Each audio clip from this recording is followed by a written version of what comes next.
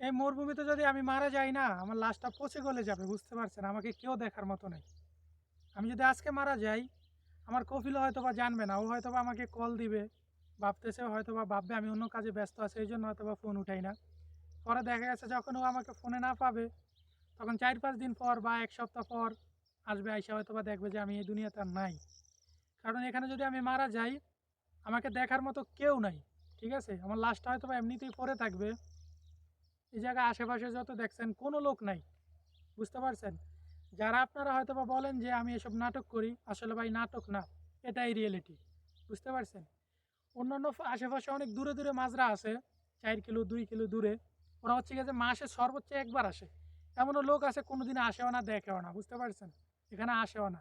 সবাই সবার কাজ নিয়ে ব্যস্ত। বুঝতে পারছেন? আর কপিল, আমার কপিল মাসে একবার বা ২ বার আসবে। বুঝতে পারছেন? হয়তো আমার এই ভিডিওটা আপনাদের কাছে এখন যাইতেছে, কিন্তু আমার মৃত্যুর নিউজটা কিন্তু আপনাদের কারোর কাছে যাবে না। বুঝতে পারছেন?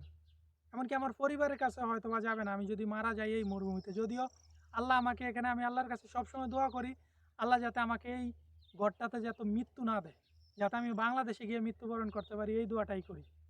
কারণ হায়াত মৌত কার কখন চলে যায় বলা যায় না তো। ঠিক আছে? আমার মৃত্যুর খবরটা কিন্তু আপনারা পাবেন না, কিন্তু আপনারা আমার ভিডিওগুলো ঠিকই কিন্তু দেখতেছেন।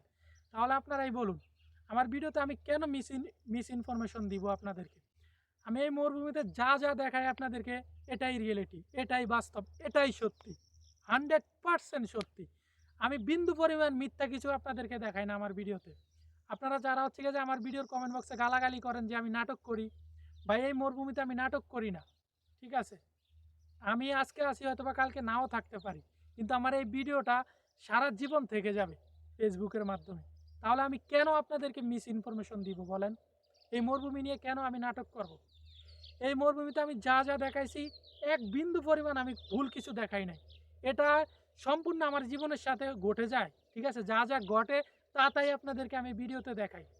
অনেকে হয়তোবা বলেন যে আমার মরুভূমিতে কারেন্ট নাই, ফ্রিজ নাই, আমি কিভাবে থাকি? এই এমনিতেই থাকতে হয় ভাই। এই যে এখন ভিডিও বানাচ্ছি বিকাল টাইমে, ঠিক আছে? আপনাদেরকে ভিডিওটা দেখাইতেছি। দুপুরবেলায় রোদ থাকে, মোবাইল অনেক গরম হয়ে যাবে, এজন্য দুপুর টাইমে ভিডিও তো বানাতে পারি না। হয়তো আমাকে ভিডিও বানাতে হয় সকাল ভোরে, তখন একটু ঠান্ডা থাকে, সূর্য থাকে না তখন। আর নয়তো বানাতে হয় যে বিকাল টাইমে, আসরের টাইমে। বুঝতে পারছেন?